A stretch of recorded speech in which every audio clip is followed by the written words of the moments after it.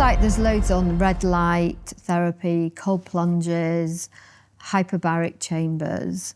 What technologies do you use regularly, and which ones do you think are kind of overhyped? I use all those, and we have most of those in the stack at Upgrade Labs. We have today, I think, about 34 locations, either open or in the process of opening, where people come in to use these technologies in the right order to get the results they're looking for. So all of these technologies are underhyped and overhyped. And the problem I'm seeing today is lots of people will say, you know, I bought a $10,000 light bed and I bought a cold plunge and now I have a biohacking facility. And I'm all about biohacking growing. The problem is, if you have a set of these technologies and you don't know how much, at what settings, and in what order for this specific person who walks in the door, you might not see the results you want. It's sort of like if you had a... It needs to be orchestrated properly. Orchestrated, and we use AI to do that. But with all these technologies, you can overdo it. Like, let's take cold plunges. Now, women need a different temperature than men, and they need less time. I hope it's warmer. It is warmer, and less time. And there's biological reasons for that around cortisol spikes and things like that. So the difference is profound, and a lot of guys are like, well, I'm going to do 15 minutes of cold plunge every morning because if something is good, more is better, which is not true. And there are a meaningful number of men every year, young, healthy men, who go to the hospital with a stroke. And they're getting that because they're overdoing their cold plunge. I'm not saying cold plunges are bad for you. I think they're profoundly good for you, and there's lots of research for that. But you need 3 minutes, maybe 5 at the very upper end. And after that, it's actually decreasing benefits. So appropriate use of these technologies. And red light by itself, it has benefits because it can increase electrons in the mitochondria. But the problem is it doesn't go very deep. And we use a $100,000 plus light bed that's blinking the lights in a way you can't see that sends a signal into the body. And that's different than shining a red flashlight. And some of the devices you see for, biohacking use, they're literally red flashlights from China. So the quality matters, the frequency, the type of beam. And when you get into things like laser, which is what Lyma is doing, lasers have always been more effective than LEDs, but they're much more expensive. Yeah. So a lot of companies, we use LEDs because they're cheap. Even if they're the same wavelength, who cares? Yeah. Well, it's not all about the wavelength. And they might have 10% efficacy, if even that. And what you're doing with Lyma by controlling how the laser enters the body and how deep it goes, and also to make it so I don't have to worry about poking a hole in my retina with a laser I can't see, this is a new kind of biohacking tech. I'm pretty excited about it. So we all know that stress accelerates aging faster than almost anything else. And we're living in hugely stressful lives, like the rise of technology, being accountable for way longer than we used to have to be. What are your go-to stress management techniques that actually work in today's always-on world? I like to meditate on the blood of my enemies. No. Oh, okay then. No. One thing, stress isn't good or bad. So exercise is stress. Working on something you care about is stress. Having a healthy relationship is also stress, because no relationship is without some amount of strife. So what we want to do is we want to look at our total stress load, because being exposed to poor quality indoor lighting and toxic air and unfiltered water and junk food is also stress. So I look at what's the amount of total stress on the biology. Actually, I never thought of it like that. Yeah, it's like a bucket, and you can fill it with good stress or bad stress. And in biohacking, we say, well, let's stop the stress that does nothing for you. And so we clean up our food and our environment and our lighting, and all of a sudden, wow, I have more energy at the end of the day. Who would have thought, right? But then we say, how do I apply stress in a way that makes me recover? And then how do I recover better than Mother Nature intended? Yeah. And one of the most powerful recovery technologies would be infrared light, because of what it does to improve circulation and blood flow. And now you've proven there's 45 different genes that you're turning on, beneficial ones for longevity, just by using Lyma. So now it isn't, I need to avoid stress. It's that I'm not going to waste stress on useless stress, and I'm going to recover faster than I'm supposed to using techniques or technologies. Yeah. So I just wrote a book called Heavily Meditated. It became a bestseller. And strangely, it was the #1 best-selling philosophy book in the US, even though it's a book on meditation and related technologies. And I do talk about light therapy in the book, because you can even use lights to change your mental state. Yeah. So the first thing we do for stress is we change the way we think about stress. As I have X units of stress from any source. Like, it's not your enemy. It doesn't have to be an enemy. Use the right stress. Choose the right stress. Yeah, and you know what happens to people who have zero stress in their life? Yeah. They die. Well, appropriate dose. I was going to say something then I shouldn't have done. Like overtraining is a massive source of stress for athletes, so they have to recover even better.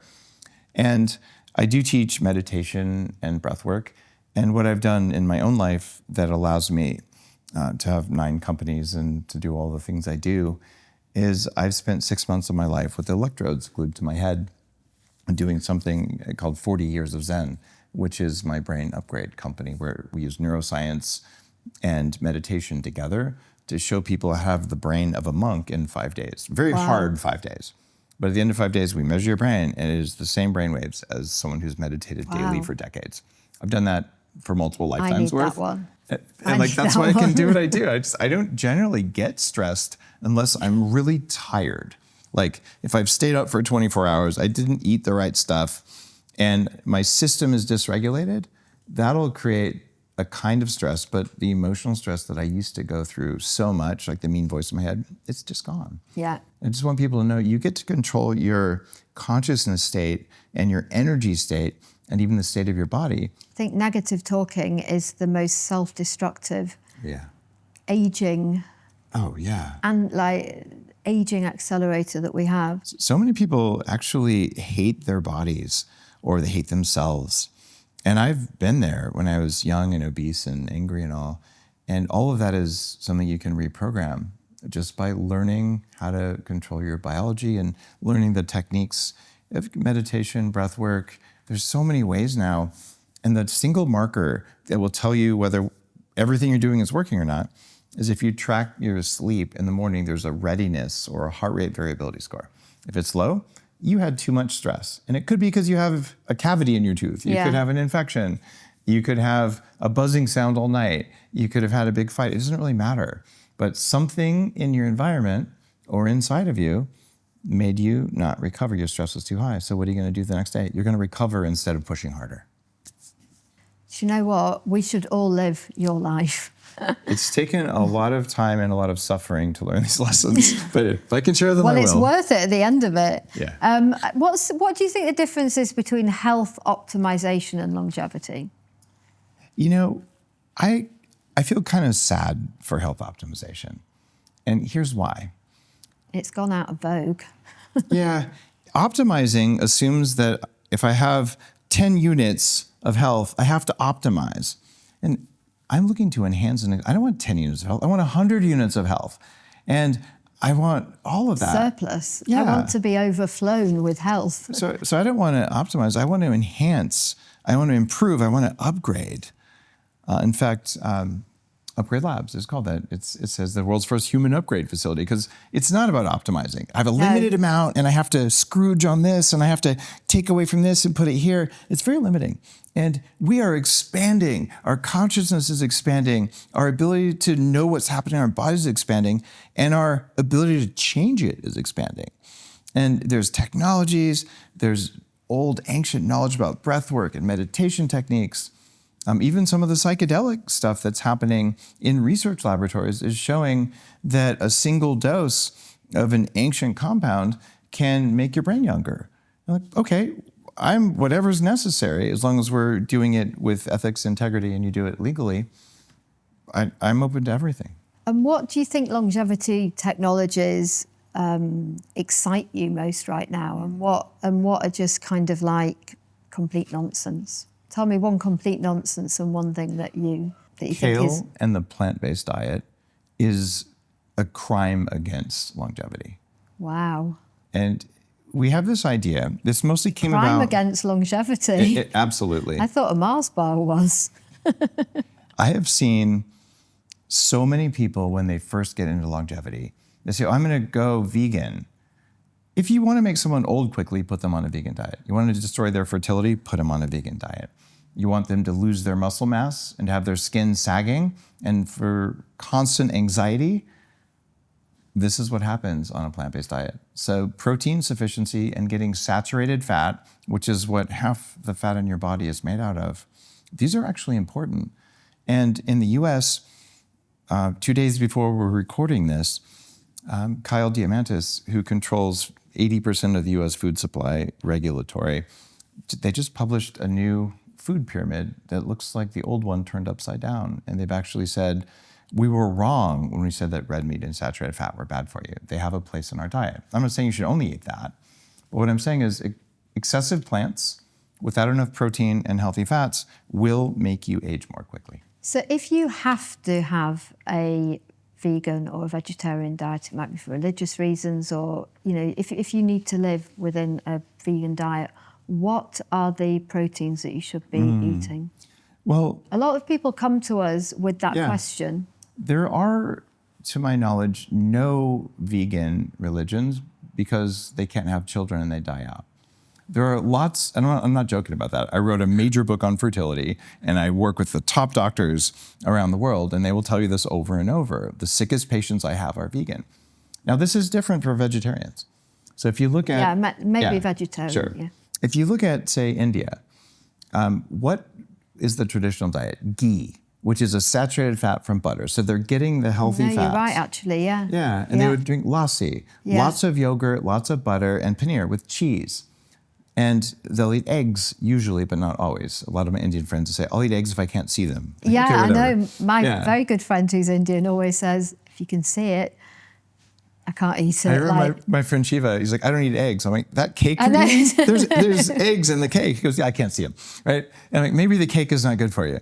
But that's what it comes down to, is getting enough protein. And I'm just going to say this, beans and rice are not protein.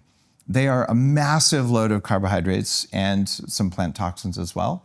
And if you were to only eat beans and rice, you will never get enough protein because you need kilos of them every day. So have the eggs, have the cheese, have the whey protein, and you can still be vegetarian and be healthy. But if you go vegan because you think it's healthier, you will pay, and it will take you years to recover. And I'm saying this as a guy who was a devout vegan when I was trying to lose weight. So if that's the biggest mistake that people might make on their longevity quest, then, well, what are the things that are really powerful? And at the very high end, I've done gene therapy, where we inject something that signals the cells in my body for a couple of years to make large amounts of compounds that make you biologically younger in studies. And there's things like follistatin or VEGF or Clotho, which are longevity proteins. So that's really cutting edge, and most people aren't going to do that.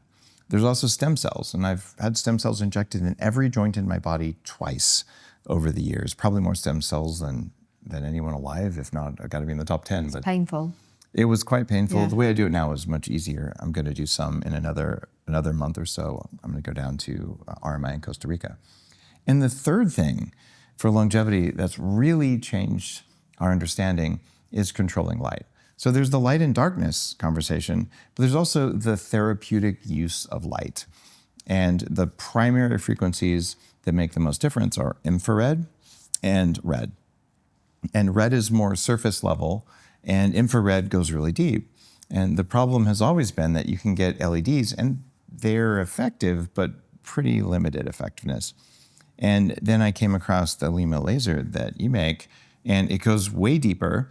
And to do something like this, it was doctor's office only, big cart and things like that. You'd see it maybe in a chiropractor or a sports therapist's office. But to be able to travel with this so that I can change blood flow and I can change gene expression of 45 genes in my skin and likely deeper down, so that I can affect sirtuin-1, which is one of the primary targets when we're looking at cellular aging. And he wrote a whole chapter on sirtuins in Superhuman, my longevity book. And this accelerated it 6 times actually in our clinical. 6 times more sirtuin-1, which blows away any supplement. And I take the supplements too. So those are things that excite me. I can get a signal into my body in a way I couldn't before. And of course, I can track what's working because I have rings and trackers and all that. So now I have a roadmap and a compass to tell me whether what I'm doing is working. And I have technologies that you couldn't buy at any price 10 years ago that I can take with me on the airplane. There's no excuse. There's no excuse for dying young. I tend to agree. If you die young, you probably made a mistake, and someone on Earth already knew about that mistake, and you didn't know about it. So part of my mission has been for the last 15 or so years to take the knowledge that I learned from my elders. When I was in my 20s, people in the longevity field in their 80s were mentoring me. And to take that knowledge, if someone had told me when I was 19, all the things I know now, it wouldn't have cost me $2.5 million to reverse my age and get well and all the things. It's true. We grew up on like microwave meals. Like my mum thought it was like, wow, we are really living it now. We are going to be served a microwave meal. We would microwave our meals. We get squeezed margarine because it wasn't butter. And some of this is just marketing deception from big food companies. But sometimes like memes catch on and we just all believe this stuff. The reality is very different. So for me, teaching people, number one, you're in charge of your state. And if you don't like your state, it is your fault. And the good news, that means you can change it. Because if you have no control and it's not your fault, then you're helpless. So you're not helpless and you get to choose how you look. And the path to get where you want to go is easier to find than it's ever been in human history. And that's what excites me. It starts with a keyboard.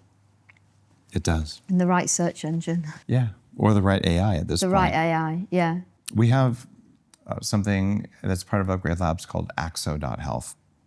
And this is only available with lab testing in the US, but anyone, anywhere can get access to it. And I've trained it with everything I've ever said. And so it can provide biohacking advice and longevity advice. It's not medical, but it's given where you are now and where you want to go, then here's the things that are going to give you the most results with the least effort. And how do you sign up to that? Axo.health in the browser. Axo.health. Yeah. And it's how do I tell people, I've written 3,000 long-form articles, 9 books, and 1,400 podcast episodes. That's 2 years of college-level study if you just look at the number of hours. No one's going to do that. But so I did it for you. Just ask a question and we'll answer it. This is the kind of thing that is making me so excited because even if you don't have that, just go to whatever AI you like, you can say, I'm interested in my skin. Tell me about infrared light. And it'll go out and find all the studies and summarize them for you in a way that you understand. And if it's too complex or not complex enough, so do it again. I want more. And it'll just do it for you. So now you don't have to believe anything that I say or anything that you say. You can hear it, you can question it, and you can validate it using AI. Wow. I mean, that is a game changer. Yeah. The speed of which you can learn and the information that is access to you is just phenomenal. I was working with a dear friend who's an author, and she mentioned that she'd had this problem for 25 years called cyclical vomiting. And every 6 weeks, she spends 3 days throwing up. And it's just miserable. And I said, what do we know about this? And she had a certain enzyme deficiency and some other things in there. And I would have sat down for a week and read all the studies and figured out the exact pathway and what supplements to do. But instead I used AI and asked it exactly the right questions, knowing what I know. And it took me about 20 minutes to make up the stack that would have taken me 2 weeks. And she started taking it. And the next day was like, I got my life back. Oh, wow. My brain works again. I haven't had an episode. It was one of those things, just so much gratitude that's possible. Yeah. Because I would have taken 2 weeks to do that because, this friend is doing really big work in the world. But I don't have 2 weeks for everybody, but my AI does. And that just makes me so happy. No, we love AI, love AI. And finally, if you had one piece of advice, just one piece of advice to give to someone that wants to live younger or longer, something that would make the hugest difference, what would it be? The number one technology to use if you want to live a very long time and be happy is forgiveness. And forgiveness isn't thinking about forgiveness. Forgiveness is a whole body state where you shift your perspective on others. So any grudge you're holding, any aversion, any hatred, just any anger, anything that triggers you, if you can be triggered it means you're carrying a loaded gun and someone else's fingers on the trigger. And if you live like that, your stress hormones will be higher. So I've studied forgiveness with neuroscience for the past 10 years at 40 Years of Zen. And I've taken about 1,400 people through a 5-day program where I teach them step-by-step forgiveness in a way that works. And we measure their brainwaves as they do it. And if they don't do it right, they don't get the signal from the computer and they have to do it again. Is that like brain rewiring? Yeah, we're measuring their brain and showing them in real time. So we say, okay, do the forgiveness process. And if their brainwaves don't change in the right way, do it again. And oh my gosh. Then you've got to let go. Oh, the what shift, a great release. The shift in people's stress, the shift and 6 months out, we survey everybody, 90% of people report improvement in their relationships. Wow. So 5 days, and I'm not trying to get people to go to 40 Years of Zen. I'm just saying the core of the program is forgiveness. And I gave away our secret sauce, the core process. It's in my book, Heavily Meditated, which is $20 or something. But the idea here is if you're holding a grudge, stop doing that, because every time you think negative thoughts about other people, you're taking electrons from your mitochondria. You're not folding proteins. You're not detoxing. You're not making better skin and collagen. You're just wasting them on basically something that has no effect. And being angry at other people, it's like taking poison and thinking that the other person's going to get sick. So this, if you want to live a long time, let go of all that stuff. And forgiveness is how. That's number one by far of all the tech. I mean, I love lasers. I love all this stuff. Just learn how to forgive. Well, I will be learning even more how to forgive now. Dave Asprey, thank you so, so much for joining us today. It's been an absolute, I mean, my mind is just all over the place. So thank you so, so much. You're very welcome. Thanks for having me. Thank you.